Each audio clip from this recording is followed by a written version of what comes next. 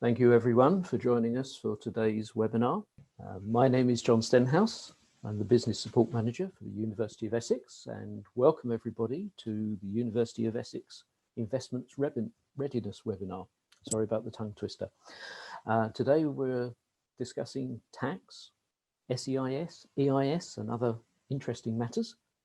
And it's part of a series called Space to Grow, where we help support investors and entrepreneurs in engaging and encouraging investors to invest in highly innovative businesses. And I'm sure a lot of you here today fall under that category.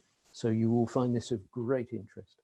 I have with me today Josh Clark, my able assistant, who is going to manage some of the technical side and help out when things go wrong. And also I have with us Peter Harrup, our guest presenter today, from a tax partner from BDO, leading accounting firm, who has got many years experience of dealing with these highly complicated, very intricate, sometimes very interesting, can be quite boring if you're not that interested.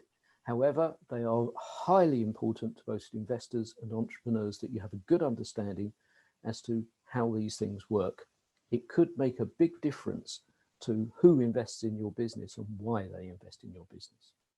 So, as I said, Peter Harrup today is a tax partner at BDO, senior tax partner out of the Ipswich office of BDO. And BDO is a national company and an international firm of accountants, which is very relevant to today's investment market because investors come from all over the world and opportunities are from all over the world. And we are no exception at Angels at Essex, our investment equity platform.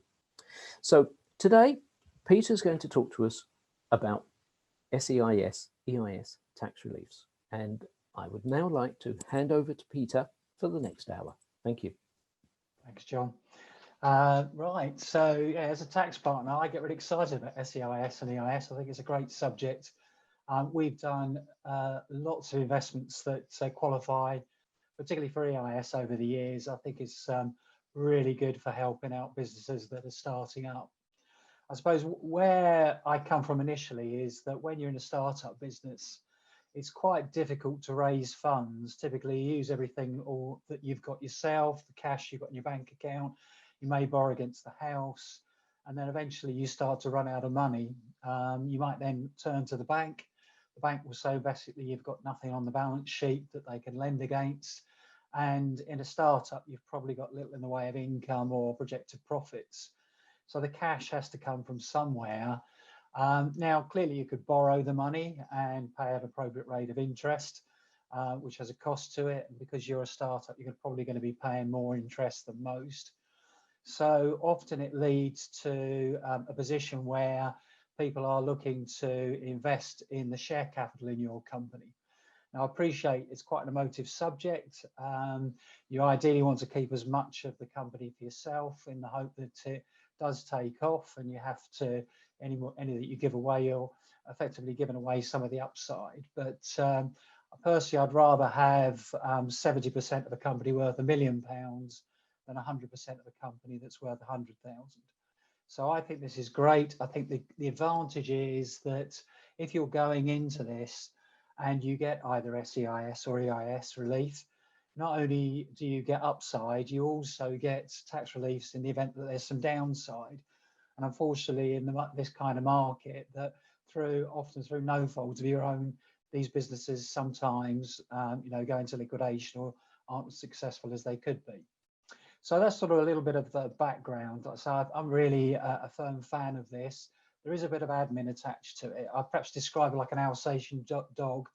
It's lovely to have an Alsatian. It will look after you, but every now and again it will bite. So you've just got to make sure that you don't get bitten, really, and do put things in place to make sure that doesn't happen. And obviously, I would say make sure you're using professionals, but I think it would pay huge dividends. And what we also find, particularly with EIS, is that a lot of investors will come back several times, and if they're getting the tax reliefs, then they'll invest more money in your business, which inevitably helps you to grow going forward. So during this sort of next hour, we'll talk about some of the basics and go through some of the areas where you could get caught. And hopefully we'll have a couple of breaks on the way with some questions just to break it up a bit. And there'll be questions at the end. So if you could sort of feed questions in as you're going along, that would be brilliant. And then we'll pick those up. We've got 1 or 2 things we want to talk about at the end, but that'd be great if you've got any input. So perhaps if I can go just a little bit of background. The EIS scheme has been in for over 25 years now, came in 1994. 28,000 companies have raised over £18 billion of cash. I think that's a huge sum, and I think that's a huge compliment to this scheme that it is being successful at what it's set out to do. Now, when they had EIS, they were finding that the smaller businesses weren't actually benefiting from this. So they realized that they needed to do something to incentivize people to invest in the smaller businesses. And with that, the sister relief came in, which is SEED EIS, which was introduced in 2012, specifically targeted to startups, so sort of less than 2 years old. Another one sort of in this suite is venture capital trusts, and they also have relief. And I will touch on that, but in practice, we find, particularly with the smaller companies that we deal with, they don't really tend to raise as much money through VCTs. It tends to be when you're more established and perhaps you're going for larger sums at a later date. So certainly the SEIS and the EIS is the ones I wanted to concentrate on today, but we'll sort of allude to those sort of later on. So background to Enterprise Investment Scheme in particular is that it was intended to encourage equity finance into unquoted trading companies. As I said earlier, it provides both upside and downside tax relief. And I will cover both of those as we go through the slides. It also assists unquoted companies to raise finance and effectively fill that funding gap. The gap between effectively establishing yourself, perhaps generating profits, so perhaps a point where you can go to a bank or something else. We'll go into the details of which sort of companies can qualify for this and where some might benefit more than others. Now, this, when you get the slides through, this is a particularly good slide that we use on a regular basis. It's a very simple way of showing what the benefits are in a simple tabular form that you can pick up and sort of just have a look at it and see what might be the most advantageous relief for you, for your company and as you as an investor. So if we go across the top line, you'll see we've got SEIS, EIS and VCT. We then go along to the lines that says income tax relief. So income tax relief on an SEIS investment is 50%. So if we assume that you put in 100,000 to SEIS, you potentially get £50,000 of income tax relief. EIS is 30%, so on the same basis, you get £30,000 of income tax relief, and for VCT also 30,000. One of the quirks of this is that you'll see, for instance, with SEIS, the tax rate there is higher than even the highest rate of income tax at 45. But what you effectively do is that you set off your income tax against your income tax liability, but you can do no more. So, for example, in the case of an EIS, if you've got £30,000 of income tax relief, if you paid £40,000 of income tax in that year, clearly you've paid more income tax than the 30,000. You can either claim it back or perhaps set it off in your tax return and only pay 10,000 in the first place. If, on the other hand, your income tax liability was £20,000, you might find there's some leakage, and you effectively could have you've got £10,000 that might fall to the side.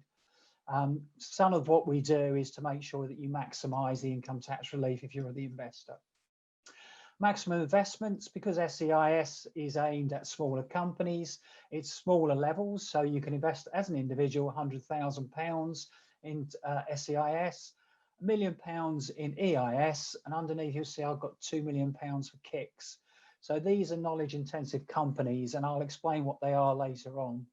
But basically the rules are very similar, but they're just slightly more generous to the kicks as we go into more detail, let's say, later on in this presentation.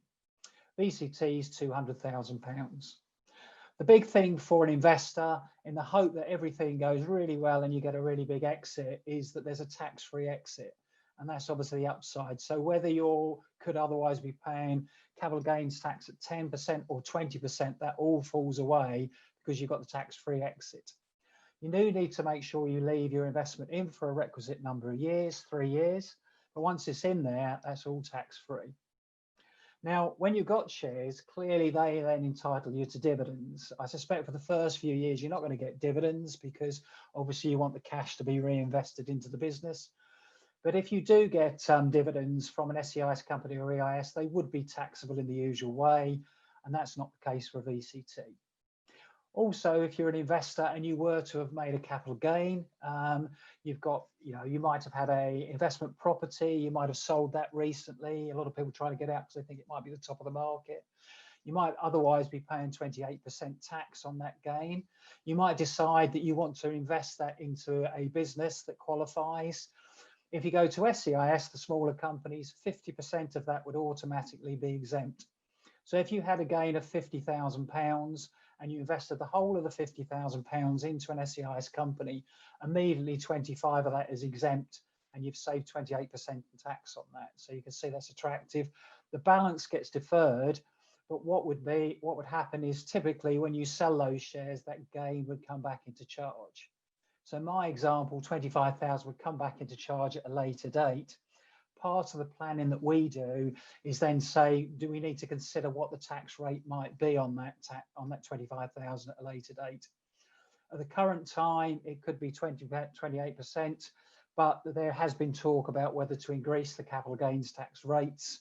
And certainly in the autumn, there was a lot of conversation about that. And that could be the case coming forward to the budget day, possibly before, but more likely the budget day, perhaps to apply from 6th of April next year.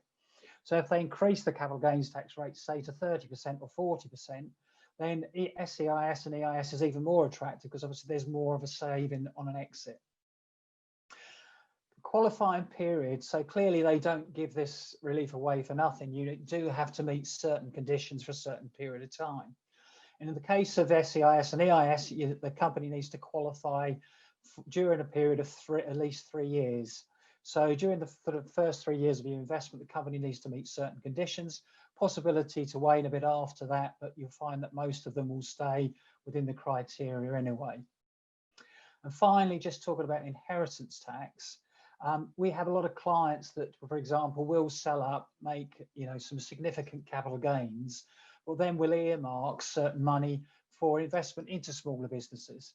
Partly because they want to sort of put a risk capital. They also like the thrill of getting involved in these businesses, and often they will offer their expertise as a director.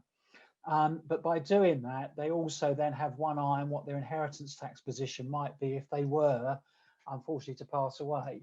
And the advantage with EIS and SEIS is typically if you were to die holding these shares, providing you've held them for at least 2 years, they'd qualify for 100% business property relief.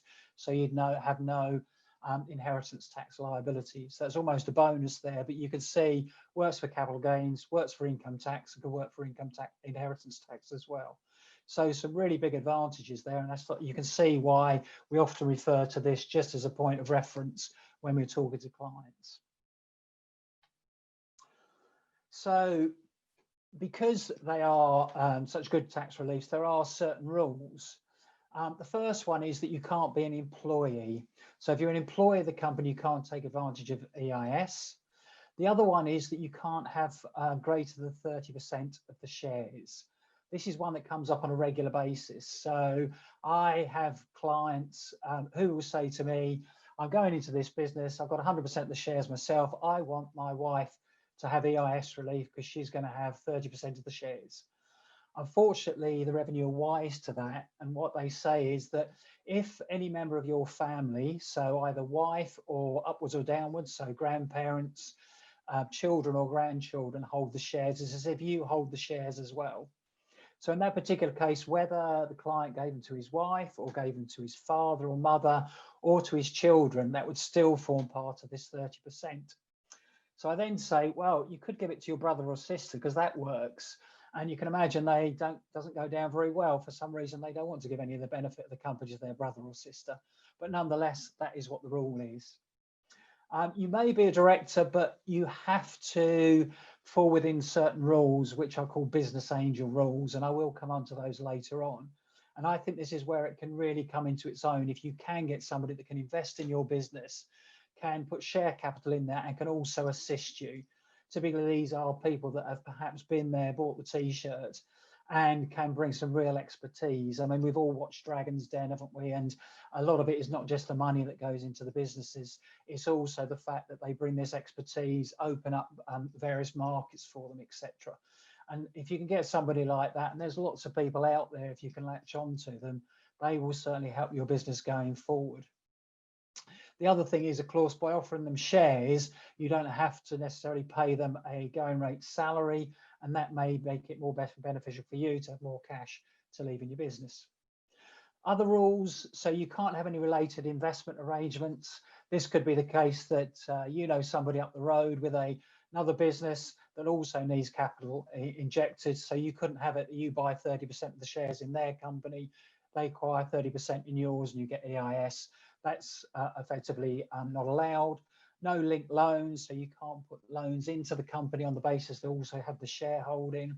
No tax avoidance, so it must be with a commercial motive. I must admit, we don't find this tends to be as much of an issue, particularly with these kind of reliefs. Sometimes people say to us, it's such a good relief, is it, you know, is it a bit dodgy, to be honest? Will I finish up on the front page of the Telegraph? But the reality is it's not. It's all government approved, it all works, it gives you tax-free gains and does exactly what it says on the tin. It's really good. Also, you can't have any value received from the company. So typically, if you've got shares in the company, you don't really want to be getting anything back from it. But there are some things where perhaps if you've got I don't know, property that is being occupied, you might be charging a market rate rent. As long as you're charging no more, that would be fine. And various other things in there. But it's clear that the big thing is really not to try and get any value and not to foul up your various tax reliefs. Another big one is an EIS investor must hold no other shares, and certainly we've seen it in the past. Typically where one of the EIS shareholders wants to exit, wants to offer up their shares, and another EIS investor buys those shares, because they don't meet the conditions for EIS, they've also fouled up their reliefs sort of going for their own investment. So the person exiting is fine, but the person that retains those shares has potentially ruined his or her capital gains tax exemption for later. So that's another one to watch out. In that particular case, you'd be better off having the EIS investor subscribe for new shares rather than buy the shares from an exiting person.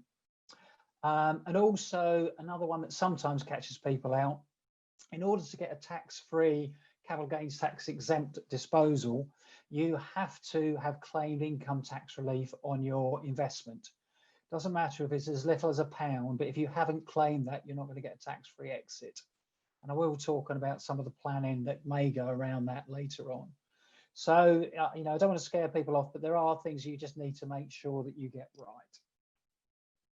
So you can invest up to £1 million into EIS and get tax relief. If you are sufficient income to cover that, then potentially you could get £300,000 of income tax relief.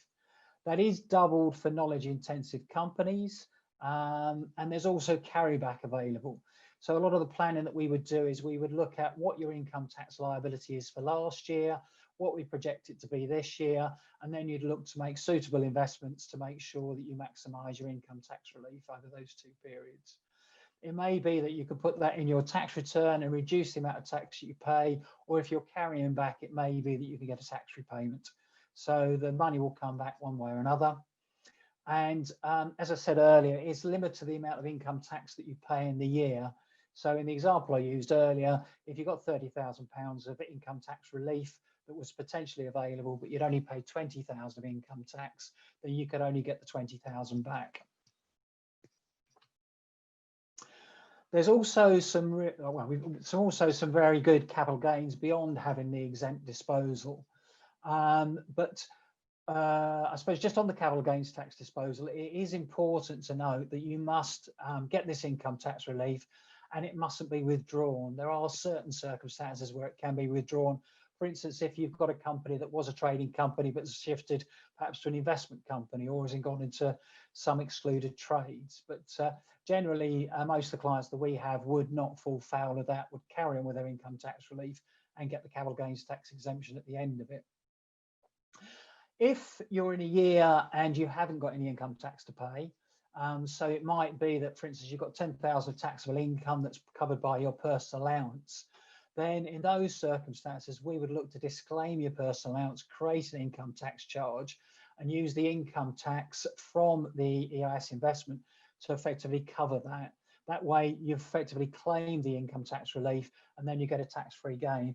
I know it seems ridiculous to have to go through that, but unfortunately, that's the way the rules are written, that you need to claim the relief. And if you were going to exit for $1 million and potentially save yourself at least 100,000 of tax, I suggest that that's a minor thing to do to make sure you get the relief that you should do. And as I say at the bottom, there is some planning to do around investments to make sure that you maximise your income tax relief, or at least make sure that you get the full relief in the 2 years. And maybe you need to delay some investment, but there's some planning around that for people just to work out. Obviously, you want to get the majority of the upside when it comes to the tax relief. Another one that we have is the deferral relief. So if, again, we talked about the person that had sold a property in the last couple of years, if they've made that capital gains 3 years before your investment or 1 year after, then you've got the possibility for a deferral of the capital gain. It doesn't stop it coming back into a charge under EIS. It will come in at a later date. But I've certainly been involved with a number of clients where they've sold either shares or property and need that cash to go into their business. And clearly, if you if you're going to sell a property and you made a gain of 100,000, but you've got 28,000 tax to pay, you then have 72,000 pounds to put in the company. If you were able to claim the deferral, then you'd have the whole 100,000 pounds to put back into the company. You need to then roll that forward and think what the tax charge could be on that 28,000. On the 100,000. It could be that it is 28,000 at a later date because the tax rate is still 28%. It might be higher or lower. But even if you thought it might be higher, if you thought that you could get, for instance, 10 times that money by investing that 28,000 in your company, a lot of clients would still take the view that they'd rather have it in the company, make the most of it, and get the multiples that come off of it. So it's a very good relief. And like I say, we do a lot of it. And for those of you that may have sold recently, you may have claimed Entrepreneurs Relief, which changed its name to Business Asset Disposal Relief. And if you were to defer those gains, previously, you would have claimed 10% if you got it chargeable, but if you defer it, that 10% will still be available at a later date. So you wouldn't lose that. So you wouldn't then move into, for example, a 28% tax rate or 20% tax rate at a later date, having foregone your 10%. But yeah, so all in all, I say we use that quite a lot. And the other bit I should say is that it works, particularly for, you don't have to have 30% of the shares. You could have 100% of the shares to do that and still claim the deferral relief. You just can't claim the income tax relief and the capital gains tax exemption. Clearly, it's not all upside. A lot of businesses you go in a startup, let's say through no fault of their own, will not be a success, and they'll either finish up being wound up or be liquidated. The good news for the investor is that if there is a liquidation or why the company's wound up and you've lost the value, you can claim tax relief. So if you take the example of putting in 100,000, during that tax year, you then claim the maximum tax relief that you can of 30. So your net outlay at that stage is £70,000. So it's perhaps not surprising that if you're going to claim tax relief on it, the revenue effectively restrict it to that 70,000. Now, you might have that as a capital loss, but typically the majority of clients that we deal with haven't got sufficient capital assets they're going to sell to create the capital gain to be able to utilize it. More often than not, it gets used against income tax, if for no other reason than typically you get a better rate of return anyway. So in this example, I'm assuming that the client is a 45% taxpayer and he's got 70,000 of income that's taxable at 45%. We set the 70,000 gain off against that and he gets 31,500 back.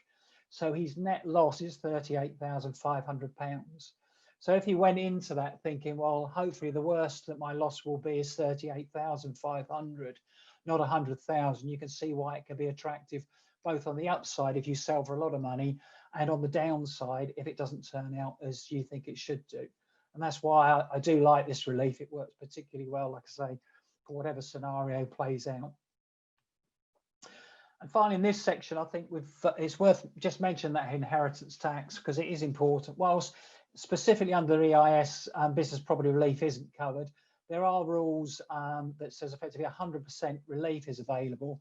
So if you hold shares at the date of your death, you've held them for 2 years and they meet certain conditions, which certainly if they met the EIS rules, they would do, then you'd get 100% business property relief, which means if you died with shares worth £100,000 in your estate and you were to pass them down, say, to your children, you might otherwise suffer tax of £40,000, inheritance tax being 40%, whereas in this case, it could be passed down without an inheritance tax liability at all. So again, another benefit of EIS companies. So perhaps I could pass over to Josh. I think he's got the next poll for you. Yep, thank you very much, Peter.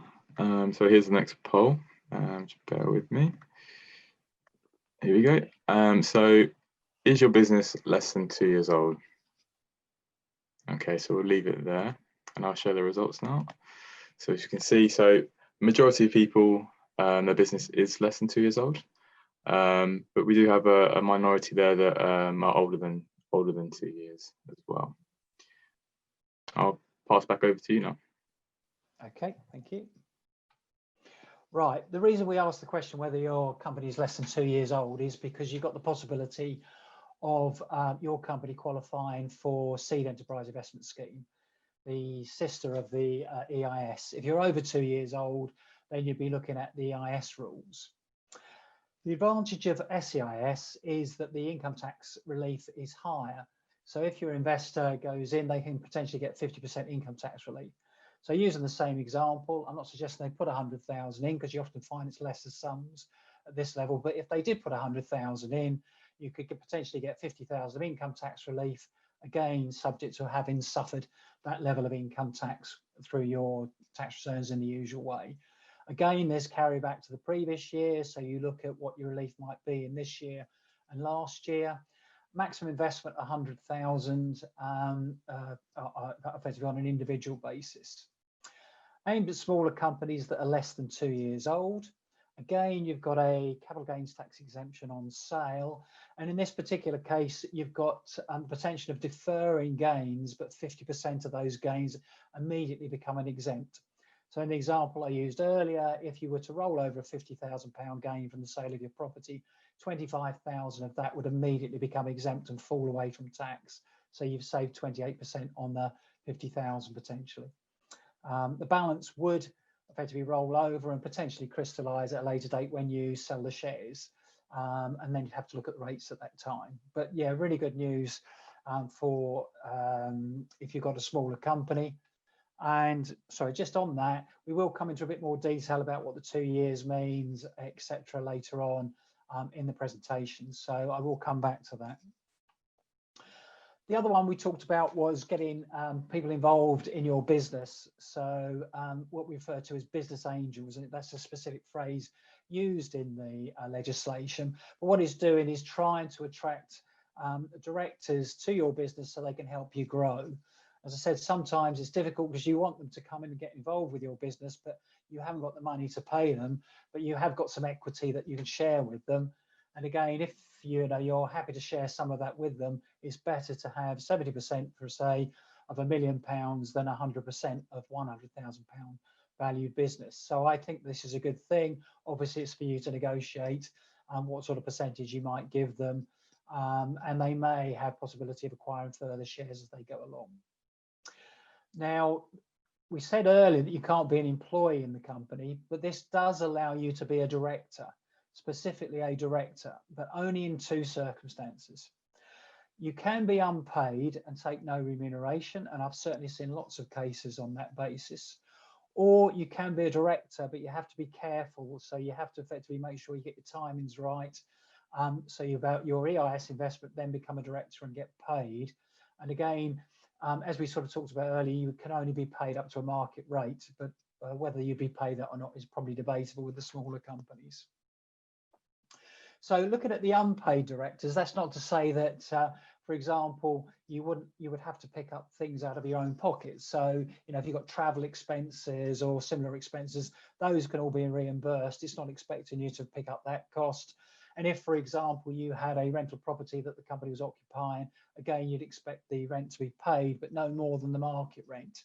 So, for example, if the rent for the property was £5,000, but you were paying 15, trying to be clever to give them £10,000 effectively as remuneration for their services as director, that wouldn't work. And the one you need to be careful of is that they can't have receipts of value.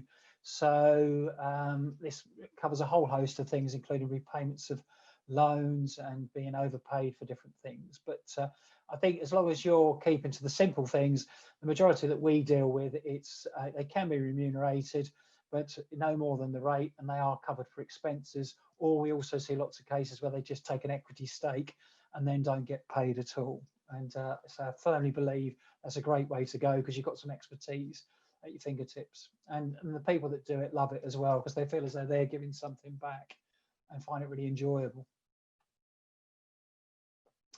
We talked about the paid directors, and it's about getting your timings right. So must not be remunerated before they take the first EIS investment. And then they also have a shorter window about the next reinvestment. Often when you get an EIS, you raise money under an EIS investment, typically you will go back perhaps a second or even a third time. In the case of these business angels that have paid, effectively they would have a 3-year window from their first investment before the second investment. After that, they can't get any more investments, and they wouldn't want to, because that would effectively foul up their earlier investment for the purpose of getting the EIS relief. So it's just a case of getting the timings right, particularly if you've got paid directors who are qualifying for EIS. Some pitfalls. So I think this is why I would encourage you very much to use a professional to get involved with this, and just to make sure you've got all your ducks in a row. So one of the things is that you can only hold EIS shares, you can't hold other shares. And we talked earlier about the possibility of shares coming up for sale, and in fact buying those shares from another shareholder, which would clearly be non-EIS shares, because EIS shares are where you subscribe for shares in the company rather than acquiring them from somebody else. So people should stay clear of that. Otherwise, other things that they might be able to do in those circumstances. They must be new shares and must be issued fully paid for cash.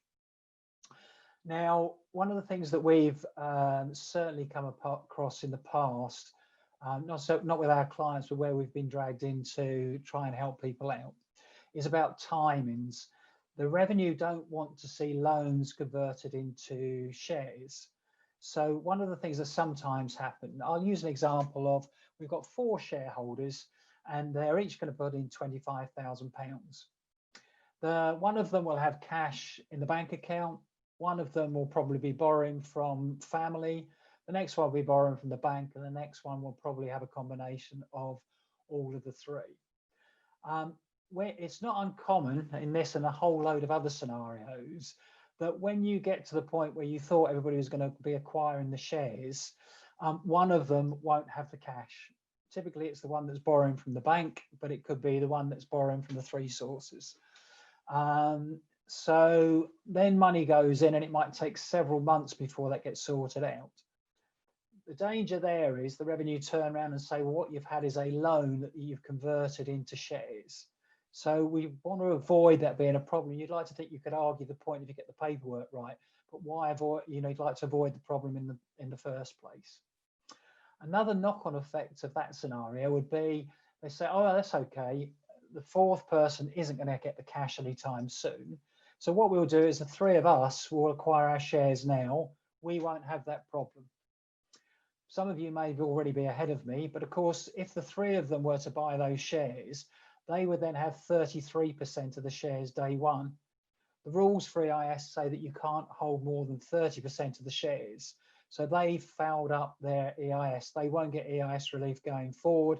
If they were to sell for £1 million each, they will have to pay tax on their gain. The 4th person that comes along, when he puts his money in, will get his EIS relief. You can imagine how that sort of shareholders meeting is going to go, can't you? I imagine that wouldn't be as amicable as it might do otherwise. So it's just an example that you just need to get all your ducks in a row so that everything flows smoothly, and then make sure you don't fall foul of these rules, because you've got such large knock-on effects later on with significant tax to pay. And associates, this is a nasty one. So you need to be a bit careful, because the rules apply not only to you, for instance, being an employee, they also apply to any associate. So this could be a business partner or a family member. So you need to be a bit careful. We've used an example here. Shareholder invests £100,000 into a company. He then wants to help out his grandson. His grandson's looking for some work experience over the summer, has a word in the chairman's ear, says, can my grandson work for you over the summer holiday? So his grandson has become an employee. Unfortunately, because he is an associate, he is deemed to effectively stand in the shoes of his grandfather in that particular case. His grandfather is deemed to be an employee, and he doesn't qualify for his EIS relief. So first of all, grandfather's not very happy, because it's cost him £30,000 in income tax relief. So I suggest that that is quite an expensive way to get your grandson some work. And also, if there were an exit, and suppose that he were to, I don't know, sell it for 500,000, he's going to pay tax on 500,000 that he wouldn't have done otherwise. So it seems like a small thing, but often you just need to be aware that if you've got investors, you just need to make sure that nobody from their family comes into the business, because it potentially fouls up the EIS relief for them sort of going forward. And as I say, you know, £30,000, I'd be a bit fed up if I was the grandfather in that particular case. Some other things that sort of come out, we've talked about the 30% share capital. So you need to look at yourself and your family. So make sure you don't exceed that. You can't be an employee, we've covered. When the money goes in, it must be used for the purposes of the trade. So you need to make sure that it is being used for that. And typically, when we come onto it later, by way of getting advance assurance, you identify which areas of the business it will be used for. We talked about the timing, receiving the cash and issuing the shares, and you want that effectively coterminous. You don't want really delays between the two of them. And then you need to look at other things going forward, changes in business model, restructuring, any share schemes, just to make sure it doesn't cause a problem. One of the things with EIS shares is effectively they must be the last in the pecking order in the event of a liquidation. So they can't have any preferential rights. So if there's anything in the background, like option agreements or anything else, that would foul it up.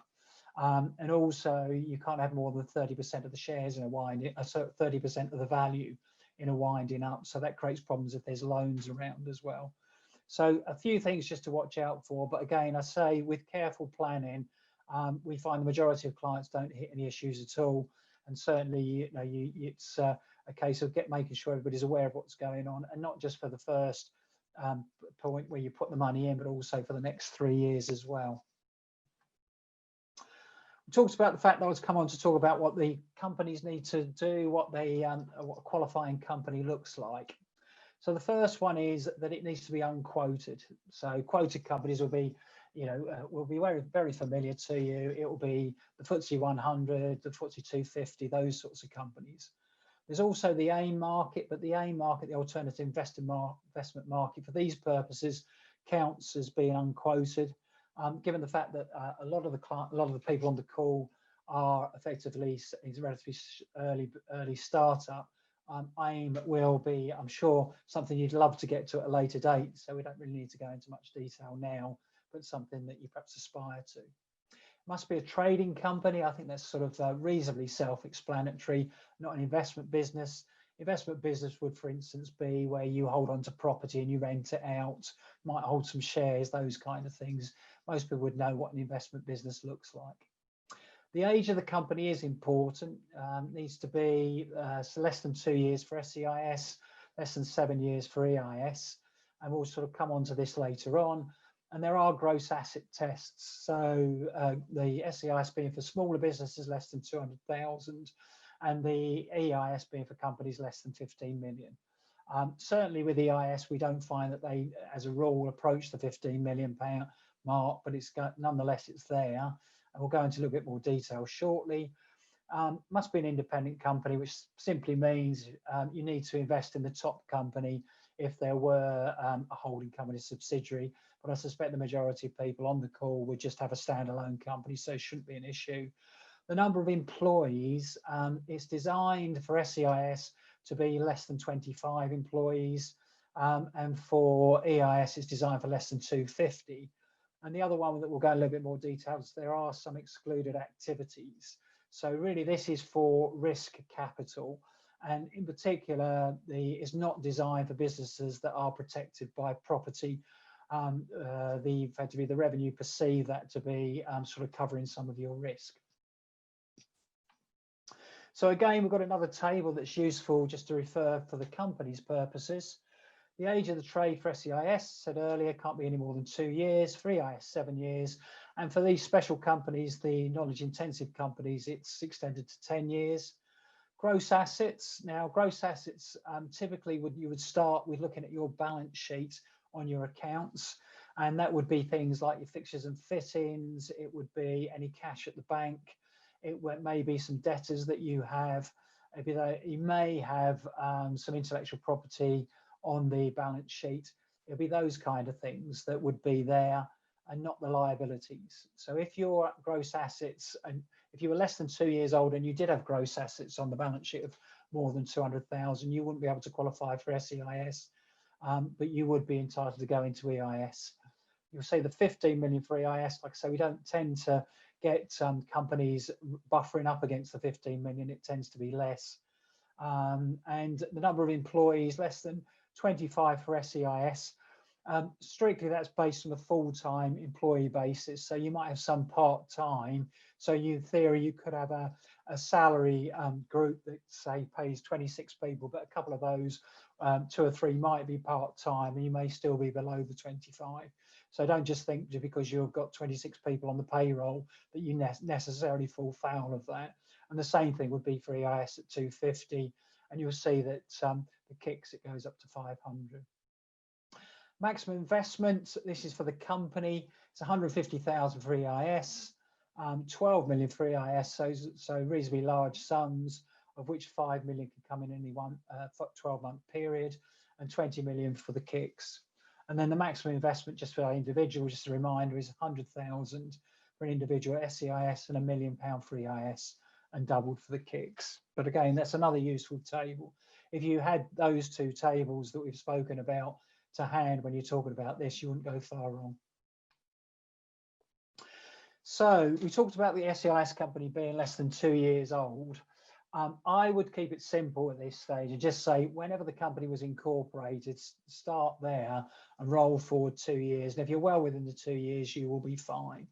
But strictly, it's when the company's open for business. So if you've already getting close to the 2 years, you just need to do a little bit more investigation as to find out when you were actually open for business. Like I say, the ones that we have dealt with hasn't tended to be an issue because it tends to be earlier. But I do understand, that particularly with COVID and other things, you might be buffering up against that 2 years, and clearly it's important that you know whether they are in it or out. If you didn't get the EIS, you then roll into the EIS, in which case that's 7 years from the date of the first commercial sale. They say first commercial sale because in some circumstances you sort of make a sale to test the market. Again, we don't tend to find that so much of an issue, but 7 years from the start, this is something that's come in the last few years just to make sure that they're attracting startup businesses. But the key to get in is to make sure you get your EIS in that 7-year period, because then it makes it easier to go for later fundraising, which is sometimes overlooked. And for the kit companies, the knowledge intensive, that period extends to 10 years. So again, more advantageous for those. Talking about the gross assets, you typically start the balance sheet, value them. So you might have debtors of £10,000. Typically they'd be worth £10,000. Some things that aren't on the balance sheet would be any intangible property that you have. In a startup business, often the intangible isn't worth a huge amount in the first couple of years, but certainly other companies would have intangible assets in there. Perhaps like I say, there might be something of patents or something else there that's worth something. So what the revenue will do is they will have a look around, particularly if you're buffering up against any of these numbers, the 200,000 for SEIS or 15 million for EIS. They will have a look at your social media. They will do some digging around. They will have the benefit of hindsight, because by the time you submit this, several things would have happened. So it's worth just looking at it. And the other thing that certainly John would say is to coordinate. If you're going to market to do a fundraising, if you're arguing that the company's worth 500,000, it's then very difficult to say under SEIS that the company's only worth 200,000. So it's definitely worth coordinating those two things, and making sure, you know, that you're straight from the off, you're giving the best advice to the shareholders, because if they think they're going to get SEIS and they finish up with EIS, it's still a good relief, but perhaps you know, it's not quite as good as they were anticipating initially. We talked about the EIS being at 15 million. Similar issue is the gross assets. You don't take account of any liabilities. So if you had, for argument's sake, 16 million of assets and £2 million of liabilities, even though your net assets might be 14, they'd only look at the gross assets. In that particular case, you'd fall foul.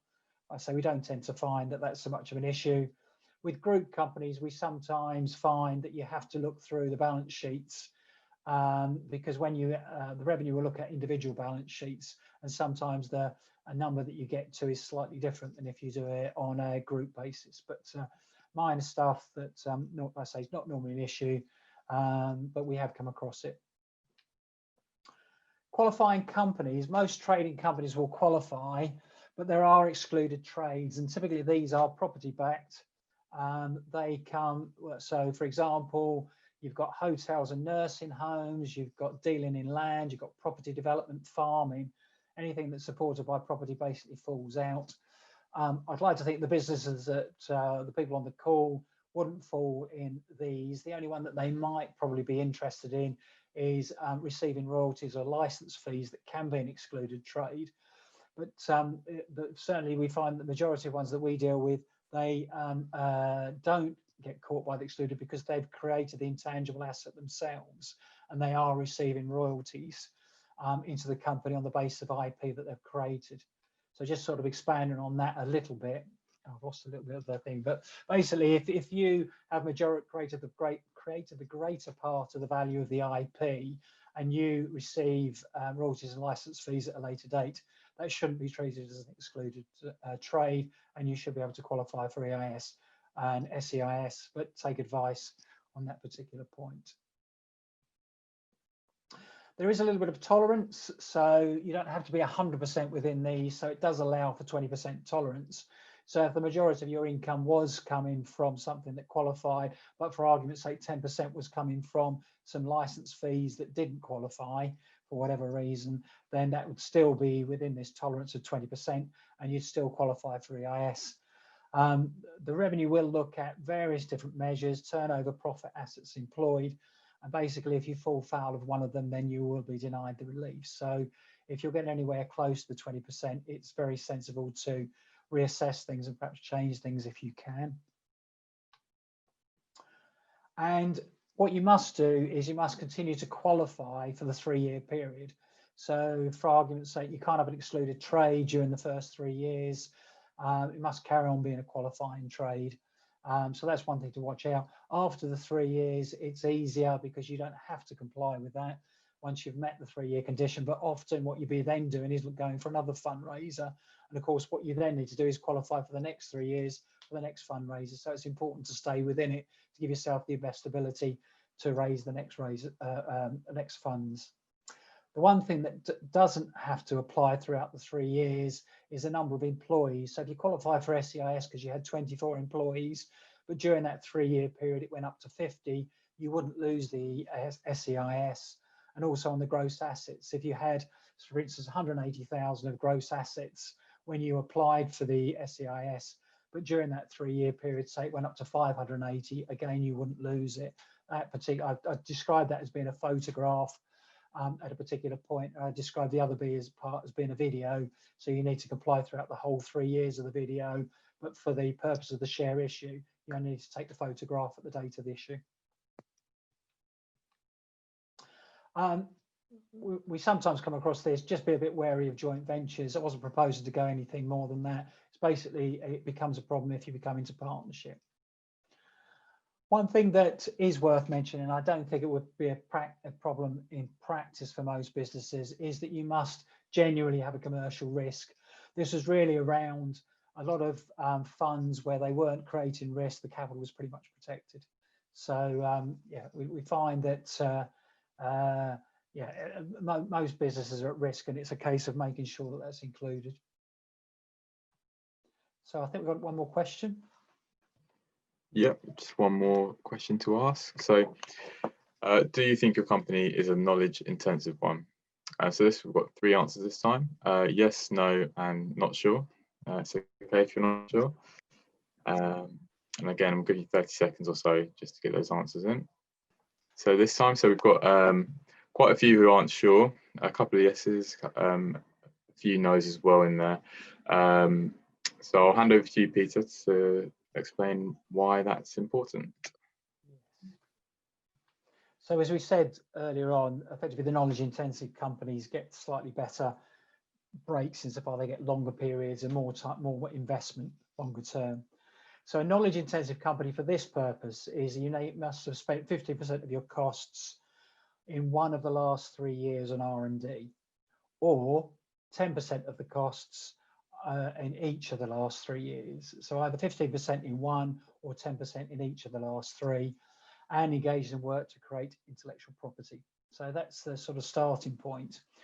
And then on the back of that, it must be reasonable to assume that within 10 years, most of the company's activity will consist of the exploitation of that IP. I'd like to think in the majority of cases, it's pretty clear that that is you're in or you're out. Or at least 20% of the workforce are skilled employees and they're perhaps master's degrees or higher and directly involved in R&D. There are some special rules for those companies less than 3 years, but if you're looking to rely on knowledge intensive company rules, then certainly it's worth having a look at that, because I would say you've got the 10 years to invest and you've got large investment limits, which makes it easier for people to invest and get the qualifying tax relief. So what happens in practice? Well, normally we would go for advanced assurance. You apply to the revenue, you provide certain information to them, and they will give you advanced assurance that the company would qualify for an EIS investment or SEIS. Most investors would ask for this up front because they want some assurances that they are going to get the tax breaks that they think they would. So we find it very useful. We say, is there a risk to the directors if you didn't go for it? I suspect in practice, like I say, you'd want to do it. If for no other reason than if you were falling foul of any part, that would give you at least an opportunity to change that and get yourself within it. Because if you've got a company that does qualify for EIS and one that doesn't, that might be the decider between which company somebody might invest in. So you know, you want to get it if you can, for the whole host of reasons we talked about earlier. What sort of information do they need? They need a business plan, financial forecasts. It's important how the money is going to be used. They want to know how you're going to use it. So it's going to be used for fixtures and fittings. Is it going to be used for R&D? Is it going to be used for stock? What is it going to be used for, this money? They want the company's articles, shareholders agreements, and list of investors.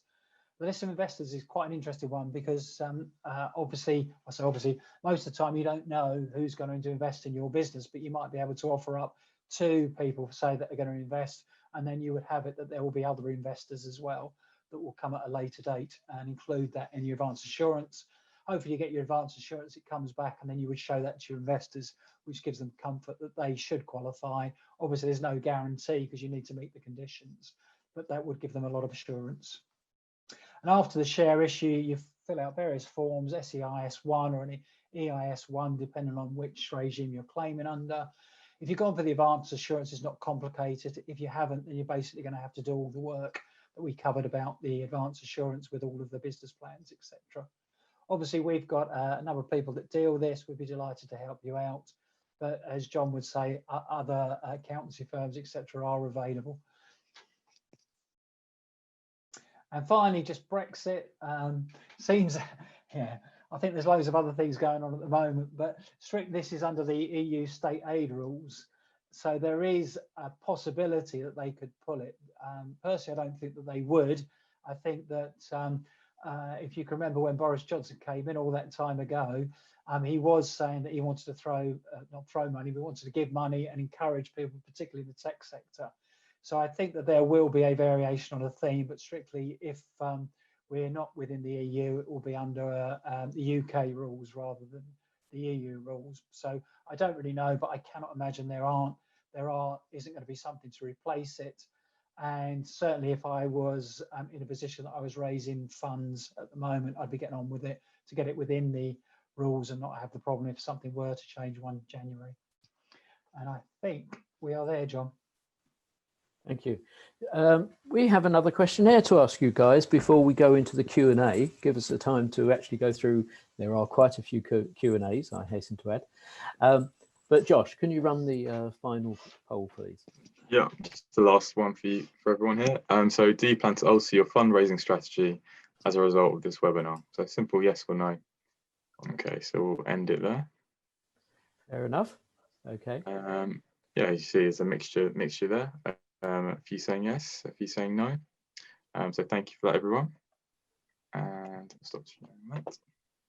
Okay, so I'll let Josh go through the Q&As, but I was just going to mention something. The Bank of England, or the government, yesterday announced, and the Bank of England confirmed today that the Future Fund has now been extended.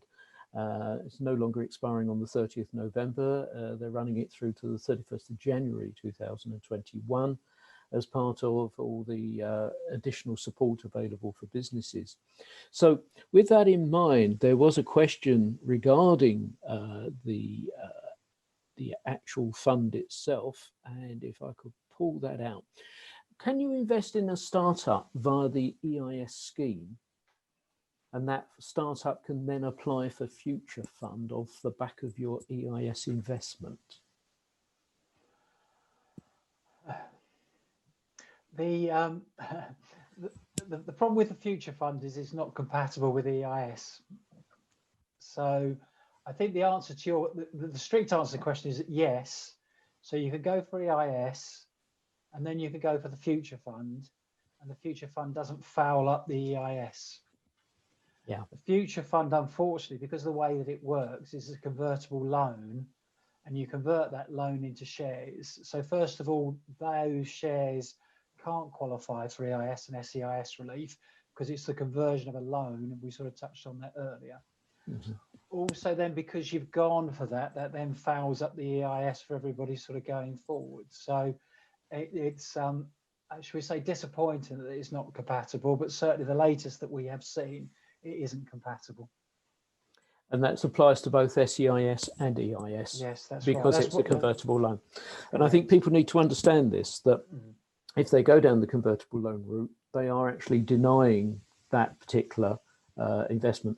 What if they're separate rounds? So in other words, you run your convertible loan and then you convert them all to equity and then do another round of investment for either SEIS or EIS. Would that work? I think the answer to that is I think when we looked at it last time, the answer to that was no, that it wouldn't work. Mm-hmm. But I'm more than happy to go away and raise that. We have a guy that does 100% of EIS and nothing else. When I was speaking to him yesterday, he was saying the latest is that they're not compatible, but I didn't specifically ask him that question, if I'm honest. But I would be more than happy to email people on that particular point.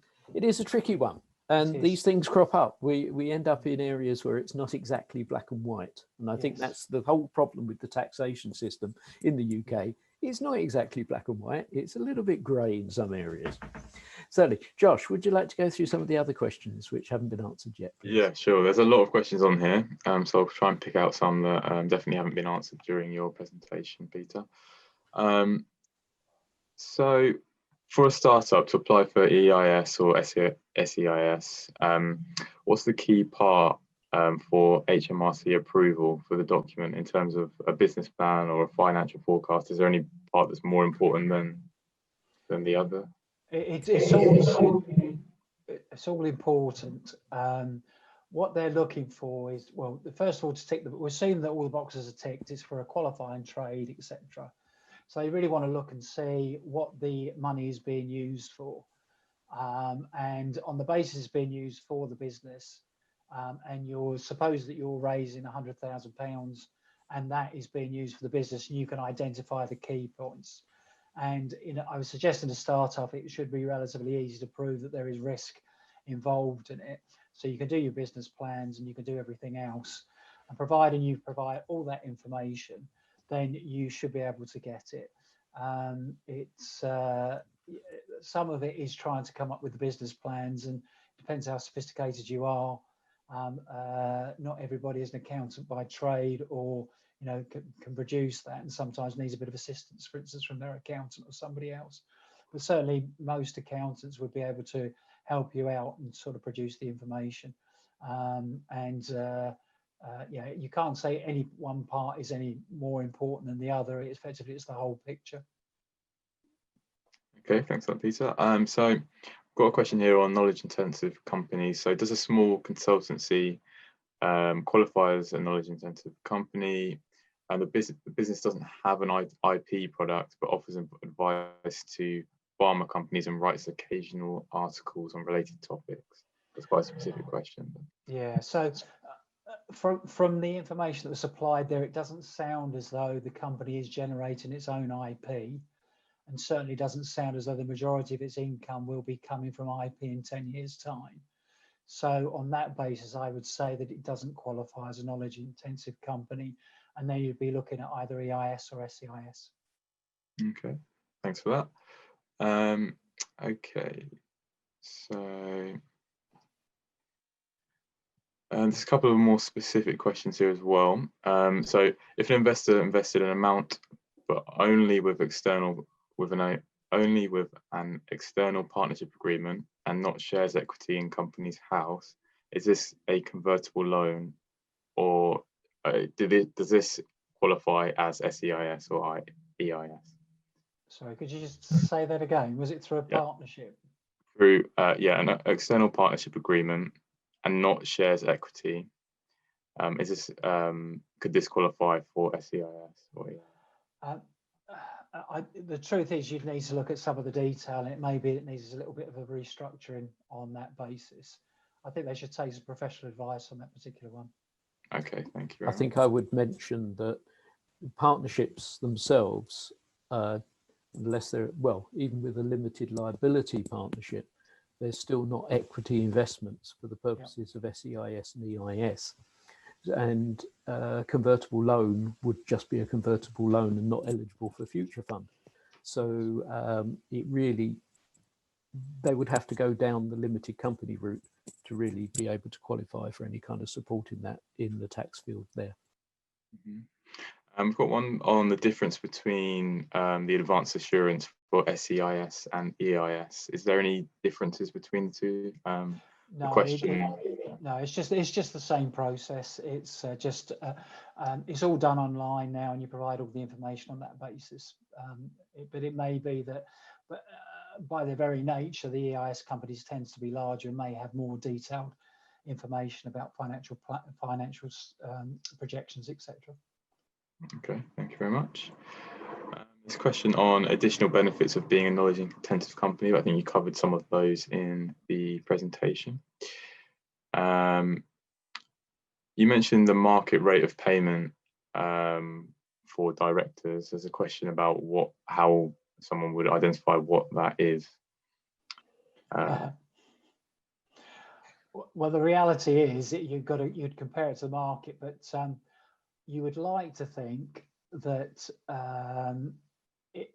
in the majority of cases it would be pretty obvious whether it was a market rate, wouldn't it? So, for argument's sake, if you are asking people just to attend board meetings, and you're only doing that on a sort of quarterly basis, you might say, for argument's sake, that there's a certain figure that goes with that. If, on the other hand, they are working full time for your business and working all the hours God sends, you could there'd be a different figure for there. It's always a difficult one because, and also it depends on which sector you're in as well. So you might pay something more for somebody else, but